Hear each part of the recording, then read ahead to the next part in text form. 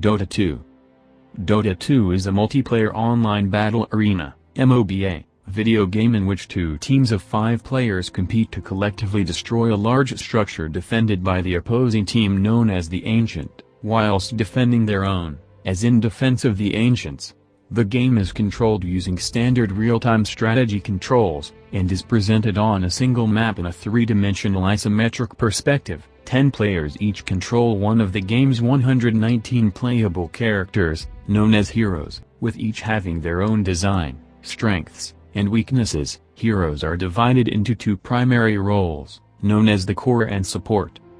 Cores, which are also called carries, begin each match as weak and vulnerable but are able to become more powerful later in the game, thus becoming able to carry their team to victory. Supports generally lack abilities that deal heavy damage, instead of having ones with more functionality and utility that provide assistance for their cores, such as providing healing and other buffs. Players select their hero during a pre-game drafting phase, where they can also discuss potential strategies and hero matchups with their teammates. Heroes are removed from the drafting pool and become unavailable for all other players once one is selected, and cannot be changed once the drafting phase is over. All heroes have a basic attack in addition to powerful abilities, which are the primary method of fighting. Each hero has at least 4 of them, all of which are unique. Heroes begin each game with an experience level of 1, only having access to one of their abilities, but are able to level up and become more powerful during the course of the game, up to a maximum level of 30. Whenever a hero gains an experience level, the player is able to unlock another of their abilities or improve one already learned. The most powerful ability for each hero is known as their ultimate, which requires them to have an experience level of 6 in order to use. In order to prevent abilities from being used without consequence, a magic system is featured in the game. Activating an ability costs a hero some of their mana points, which slowly regenerates over time. Using an ability will also cause it to enter a cooldown period, in which the ability cannot be used again until a timer resets. All heroes have 3 attributes: strength, intelligence, and agility, which affect health points, mana points, and attack speed, respectively. Each hero has 1 primary attribute out of the 3, which adds to their non-ability basic damage output when increased, among other minor buffs. Heroes also have an ability augmentation system known as the talent tree, which allows players more choices on how to develop their hero. If a hero runs out of health points and dies, they are removed from active play until a timer counts down to 0, where they are then respawned in their base with only some gold lost.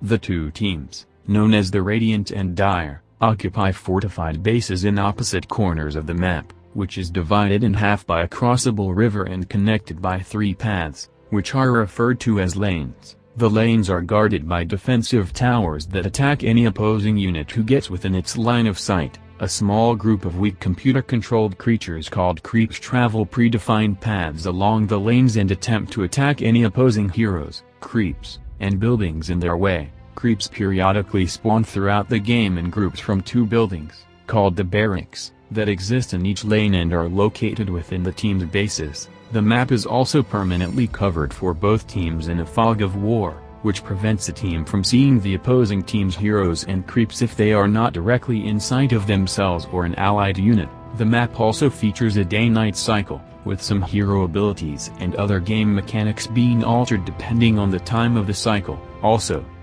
present on the map are neutral creeps that are hostile to both teams, and reside in marked locations on the map known as camps. Camps are located in the area between the lanes known as the jungle, which both sides of a map have. Neutral creeps do not attack unless provoked and respawn over time if killed. The most powerful neutral creep is named Roshan, who is a unique boss that may be defeated by either team to obtain special items, such as one that allows a one-time resurrection if the hero that holds it is killed. Roshan will respawn around 10 minutes after being killed and becomes progressively harder to kill as the match progresses over time. Runes, which are special items that spawn in set positions on the map every 2 minutes, offer heroes various temporary, but powerful power-ups when collected. In addition to having abilities becoming stronger during the game, Players are able to buy items from set locations on the map called shops that provide their own special abilities. Items are not limited to specific heroes and can be bought by anyone. In order to obtain an item, players must be able to afford it with gold at shops located on the map, which is primarily obtained by killing enemy heroes, destroying enemy structures, and killing creeps, with the latter being an act called farming. Only the hero that lands the killing blow on a creep obtains gold from it, an act called the last hitting, but all allies receive a share of gold when an enemy hero dies close to them. Players are also able to deny allied units and structures by last hitting them, which then prevents their opponents from getting the full experience from them. Gold cannot be shared between teammates, with each player having their own independent stash. Players also receive a continuous, but small stream of gold over the course of a match. Multiple game types in the game exist, which mainly alter the way hero selection is handled. Examples include all pick, which offer no restrictions on hero selection, all random, which randomly assigns a hero for each player, captain's mode, where a single player on each team selects heroes for their entire team and is primarily used for professional play, and turbo, an expedited version of all pick featuring increased gold and experience gain, weaker towers, and faster respawn times. Matches usually last around 30 minutes to an hour, although they can last forever as long as both ancients remain standing. In Captain's Mode games, an additional GG forfeit feature is available to end games early. Dota 2 also occasionally features limited time events that present players with alternative game modes that do not follow the game's standard rules. Some of these included the Halloween-themed Diretide event, the Christmas-themed Frostivus event, and the New Bloom Festival, which celebrated the coming of spring. Other special game modes have also been created by Valve, including a 10 vs 10 mode, a Halloween-themed Capture Points mode Coliseum, a combat arena mode Overthrow, Siltbreaker, a story-driven cooperative campaign mode, and the Underglow, a battle royale mode. The move to the Source 2 engine in 2015 also added the arcade feature, which allows for community-created game modes, with the more popular ones having dedicated server hosting by Valve. One popular example, known as Dota Auto Chess, had over 7 million in-game subscribers by April 2019.